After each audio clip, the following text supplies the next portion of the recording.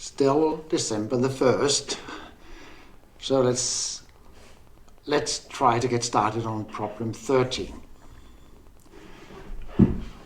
I'll start writing up the situation. We have a base field FQ and alpha lies in Q to the rth, but it satisfies a polynomial of degree d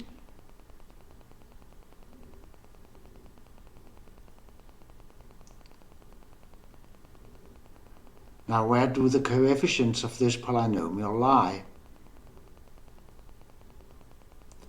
I believe they lie in FQ, and the degree of the polynomial is d. So the coefficients lie in FQ to the dth.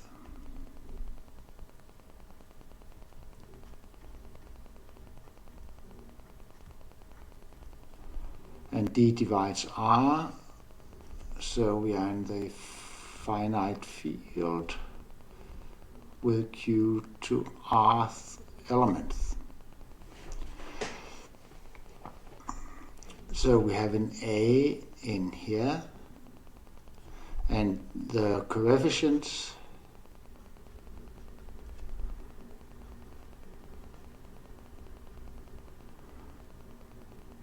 have the form ci x to ith. So ci lie in here. It wasn't very nicely written. All right. Composing with the norm, both of these guys. So let's check, that's the norm. From here we shall call that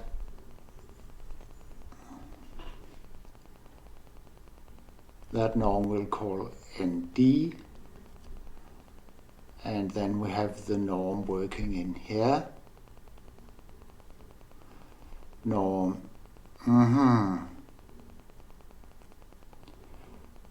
Now, what should we call that? I'd like to call NR the norm from Q to rth.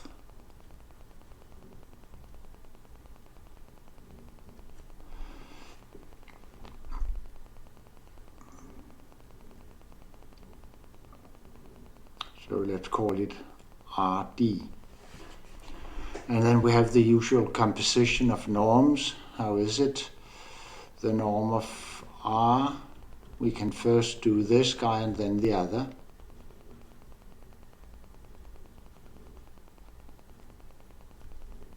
That's composition. All right. And then we have to show that these two guys agree.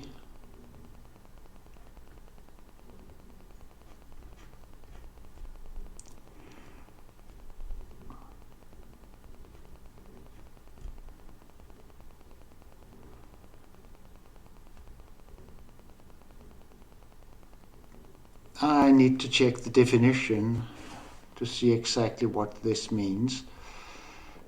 And then we have chi r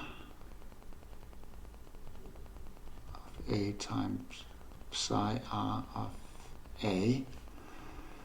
The characters going from qr to q. So alpha lies in QR, yeah. So we have characters going from FQD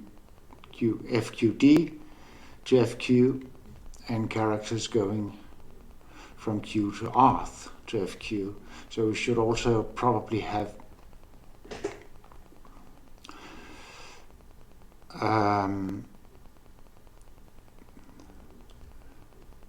by composing the norm from composing with the norm. That makes sense because when performing the additive character, we have first to take the norm to FQ, and whether we do that stepwise doesn't matter, it's the same guy.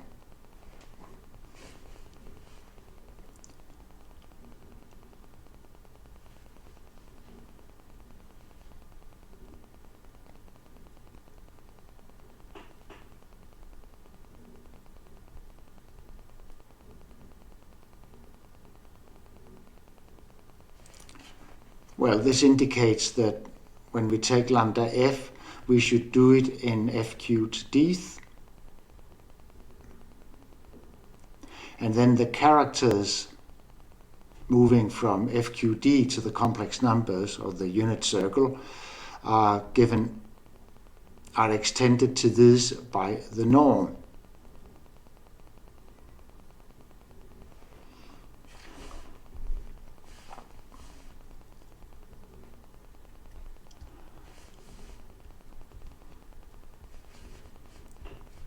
So let's do that here.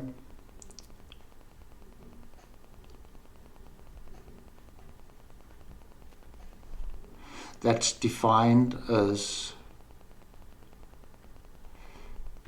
E and then trace of A.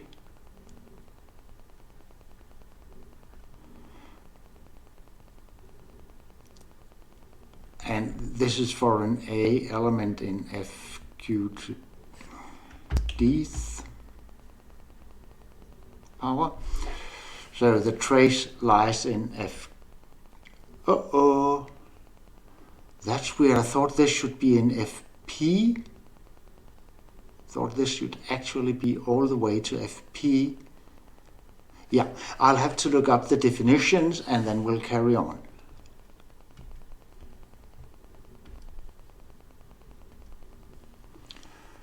I looked it up and it's true. We have to take the trace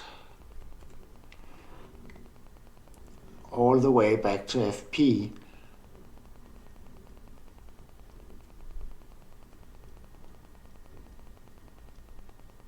So that's our trace. And then divide here by P.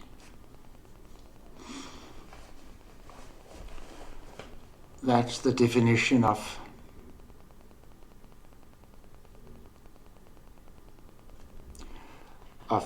phi from FQD.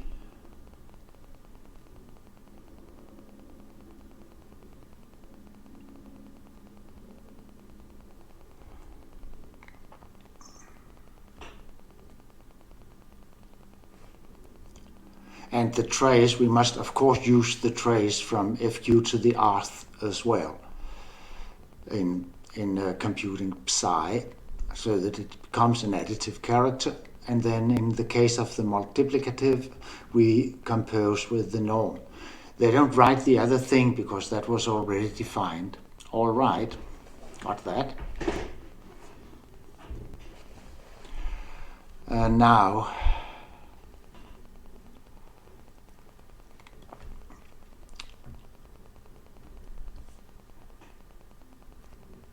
chi r of A.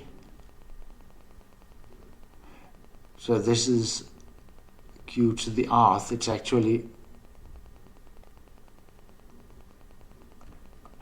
operating on objects in the top field.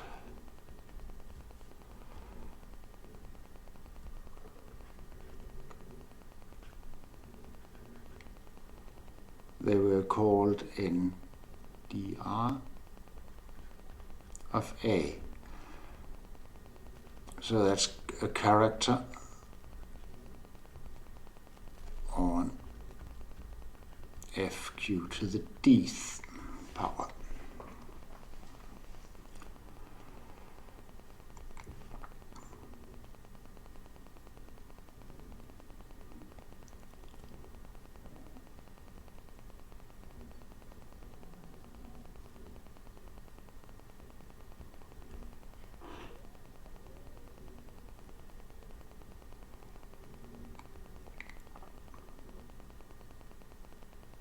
How does alpha come into this guy? We'll see. So this was defined as, yes, how was that defined? I'll take another break to make that clear.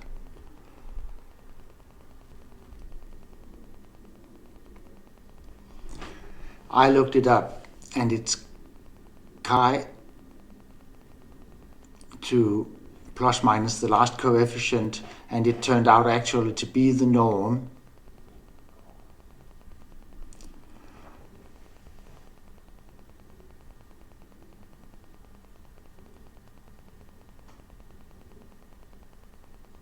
of A, because that's the one root of the polynomial, so the norm of A.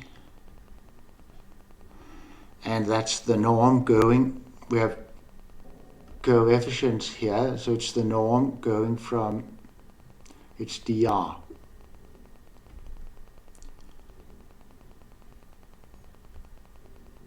Right? And then psi of, and that is the trace.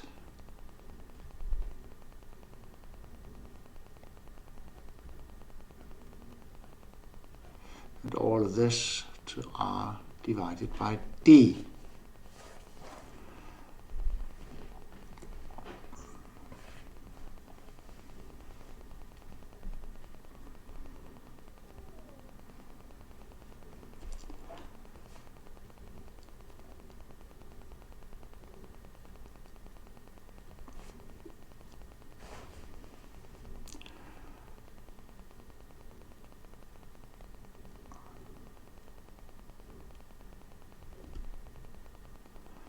The same composition works for the traces, of course. Well, is that of course, but it's common knowledge.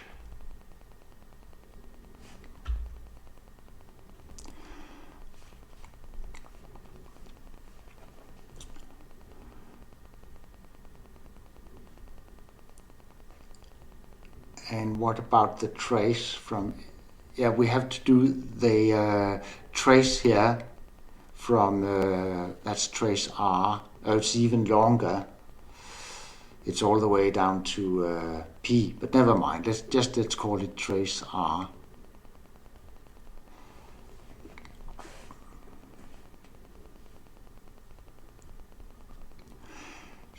To do that, we first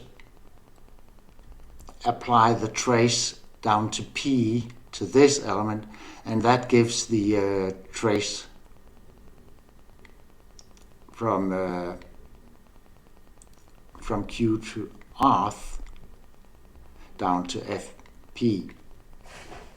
So that's the same psi as we have defined already. So it's just psi of A.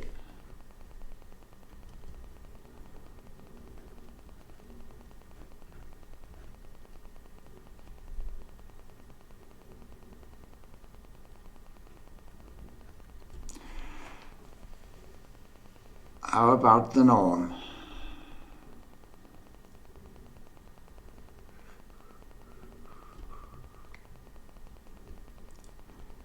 Oh, this is just chi r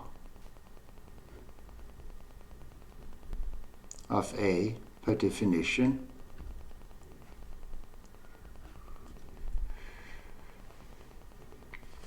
And this, of course, is equal to psi r. They were the same. Wherever we take them, we end the same place by the trace.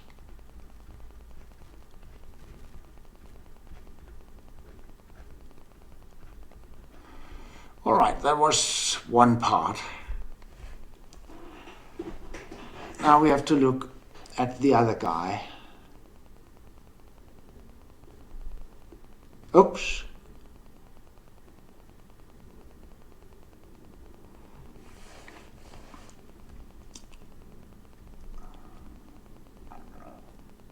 Somewhere I missed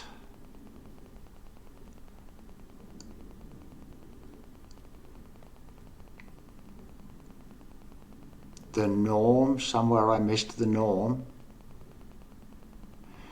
It's probably when the elements are here, then the norm then need to be taken, just puts it to a power r divided by d.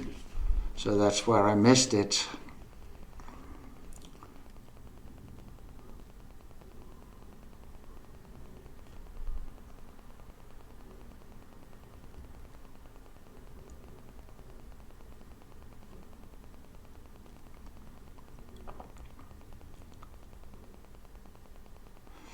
This here, the norm of going to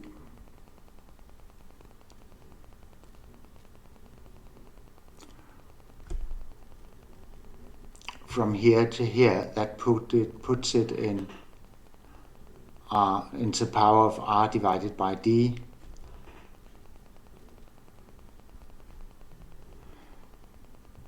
But then this is wrong.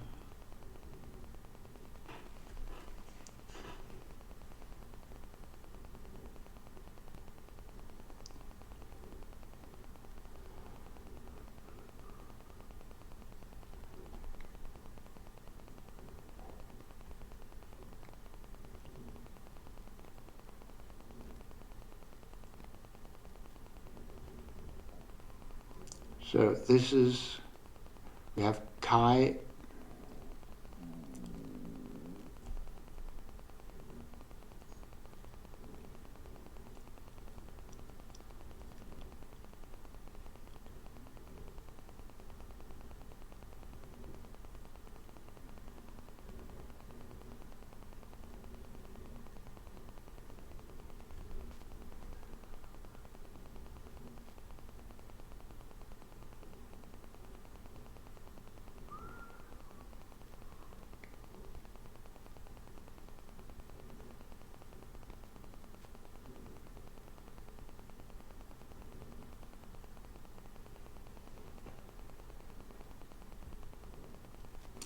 That doesn't seem to be it.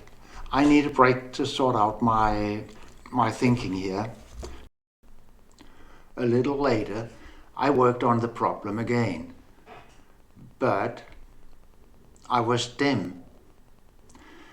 I didn't get very far, it was slow, and I managed to lose the recording somehow, and even the whiteboard I don't have anymore. What follows is the recording next day, which I thought would be the continuation. There you are. Here we go. Hello again. The following day, December 2nd. What happened yesterday? I believe that I was recording a little after 4 o'clock, where the sun was going down and it was becoming dark, late afternoon. At this time of year, meaning December, I usually feel a drop of energy, like my energy is dropping around 4 to 5 o'clock in the afternoon. And I believe that's what happened yesterday, that I didn't have sufficient resources. The problem seems very easy, but there's a lot of stuff that needs to be quite precisely remembered, and I just wasn't able to do that yesterday. So now that it's 12 o'clock, let's see if I can do it today. Actually, later I made a continuing recording and made nothing worth remembering, I think, but the recording is gone, and the screen I made is lost, so I don't even know exactly how far I got. So let's get into it. The field of the tower field I've made vertical here, so we have the fields here, and A is algebraic over FQ, of course, it's a finite extension. So there's a polynomial which has degree d, which means that A lies in f of q to the dth. The finite field with q to dth element. And then of course A lies up here as well.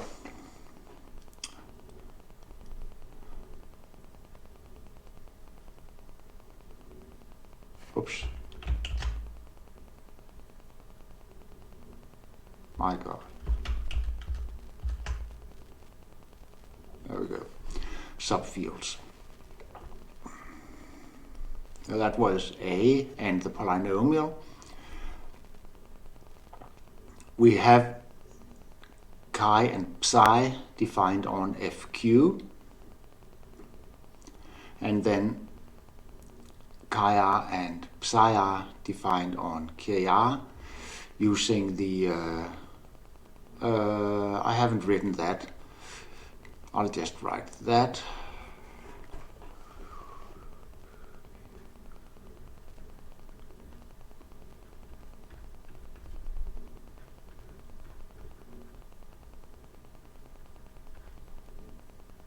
That's psi, that's the trace,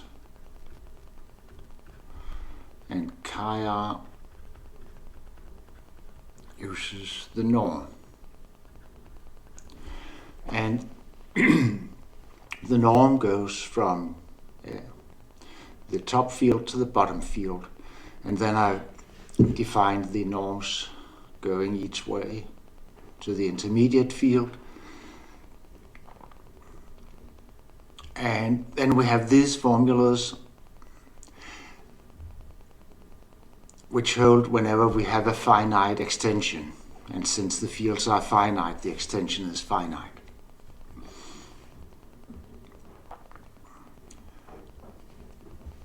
And now we need to compute, of course, lambda of f is defined like this. And now we need to compute this. So that's where I had problems even, yesterday I had problems even doing this. But I did do that in some of the recordings that were lost.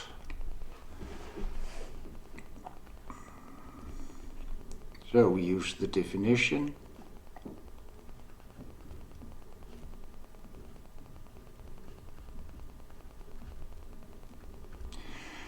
Now, in my book, the trace and norm are defined by the polynomial, so that if the degree, if A itself lies in an intermediate field, then it's the norm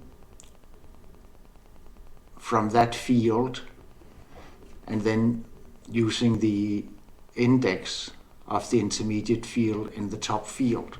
So that's the definition in my book, so I just use that. I didn't recall that definition yesterday.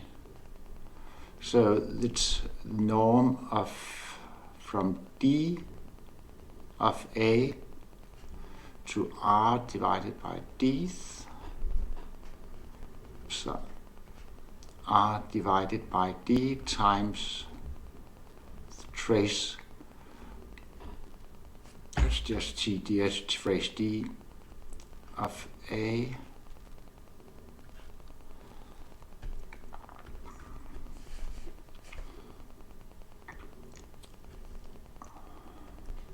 and the norm of d is exactly CD.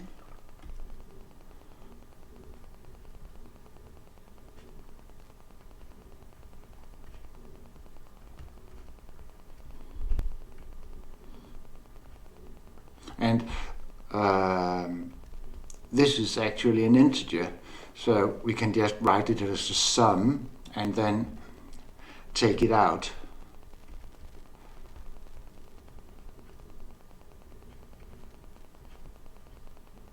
And trace A was C1.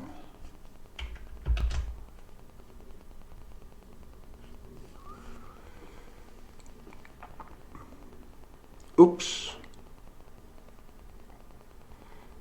When we take it out, we must remember that it maps into the multiplicative structure on S, which we have on S1. So we have to put it in the power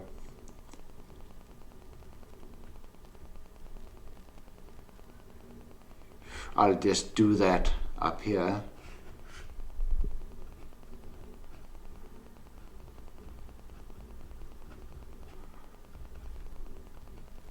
So it maps to multiplication.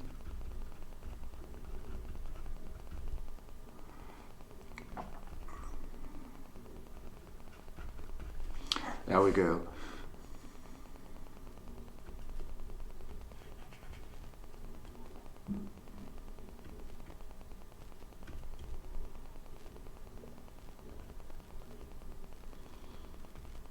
And this is exactly lambda f, which we have up here, raised to r divided by d. So, in a way, it's just applying the definitions. The problem was that there were more concepts and definitions involved than I was able to have in my mind yesterday when I wasn't at full steam.